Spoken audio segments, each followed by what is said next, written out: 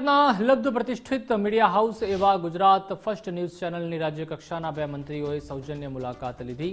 રાજ્યકક્ષાના વન અને પર્યાવરણ મંત્રી પ્રવીણભાઈ માળી અને કાયદા મંત્રી કૌશિકભાઈ વેકરિયાએ ગુજરાત ફર્સ્ટની મુલાકાત લઈને ઇલેક્ટ્રોનિક મીડિયાની કામગીરી તેમજ ડિજિટલ ક્ષેત્રના સમાચાર યુગની જાણકારી મેળવી હતી.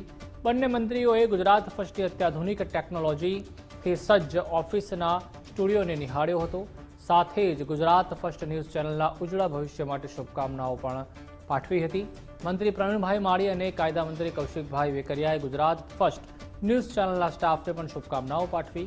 સાથે જ સચોટ અને સ્પષ્ટ સમાચારની શૈલી વિશે પણ વખાણ કર્યા હતા.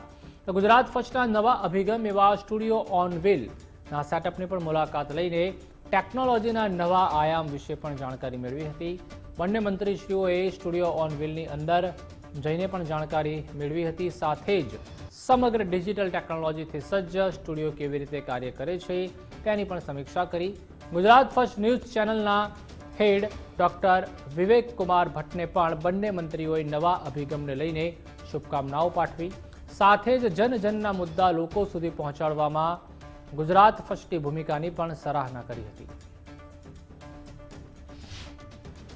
આજે અમે ગુજરાત ફર્સ્ટના સ્ટુડિયો પર અને સાથે સાથે સ્ટુડિયો ઓન વ્હીલ એટલે કે છેવાડાના માનવી સ્ટુડિયો સુધી ના પહોંચી શકે, પોતાની વાત ના પહોંચી શકે, પરંતુ ગુજરાત ફર્સ્ટ લોકો સુધી પહોંચે અને સ્ટુડિયો ઓન વ્હીલના નામે લોકોની વાતને વાચા આપી શકે.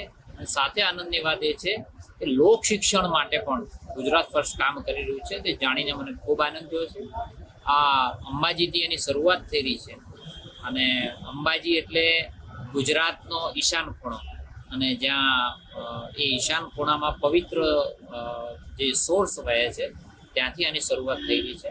તો ચોક્કસ પોઝિટિવ રીતે લોકોના પ્રશ્નો લોક શિક્ષણ જાગૃતિની અંદર પણ ખૂબ આગળ વધે અને લોકોને જાગૃત કરે એવી ગુજરાત ફર્સ્ટ ટીમને પણ હું શુભેચ્છાઓ. આજરોજ ગુજરાત ફર્સ્ટના સ્ટુડિયોની વિઝિટ કરી છે. જે રીતે ગુજરાત ફર્સ્ટ લોકોનો અવાજ કઈ રીતે પહોંચાડી શકાય સરકાર સુધી એ પ્રકારની એમની પોઝિટિવ કામગીરી હોય છે. લોકોને કંઈ પડતી મુશ્કેલી હોય તો એમના ધ્યાન ઉપર આવે કે ગુજરાત ફર્સ્ટ દ્વારા લોકોનો અવાજ ઉજાગર કરવા માટેના કાયમી માટે પ્રયત્નો થઈ રહ્યા છે. જે રીતની ગુજરાત ફર્સ્ટની ચેનલ દ્વારા કામગીરી થઈ રહી છે, ભવિષ્યમાં પણ આ ચેનલ દ્વારા ખૂબ સારી રીતે કામગીરી થાય, લોકોના પડતી મુશ્કેલીમાં સારી રીતે મદદરૂપ થઈ શકે એ પ્રકારની કામગીરી જ્યારે થતી હોય ત્યારે ગુજરાત ફર્સ્ટ પરિવારને તમારી હૃદયપૂર્વક શુભકામના પાઠવું અને લોકોનો અવાજ કઈ રીતે ઉજાગર કરી શકાય એ પ્રકારની કામગીરી કરવા માટે ગુજરાત ફર્સ્ટ ચેનલ હંમેશને માટે આગળ વધતી હોય છે. આગામી સમયની અંદર ખૂબ સારી રીતે પ્રગતિ પણ કરે એ અમારા નાગના દાદાના શહેરોમાં પ્રાર્થના પણ કરે. મંત્રીશ્રી, એક નવો પ્રયોગ છે ગુજરાત ફર્સ્ટ થકી કરવામાં, સ્ટુડિયો ઓન વ્હીલ. તમામ વિસ્તારમાં જઈને ફરવું છે, લોકોની સમસ્યાનો સેતુ બનીને સરકાર સુધી પહોંચાડવો છે. અભિગમ તમને કેવો લાગે?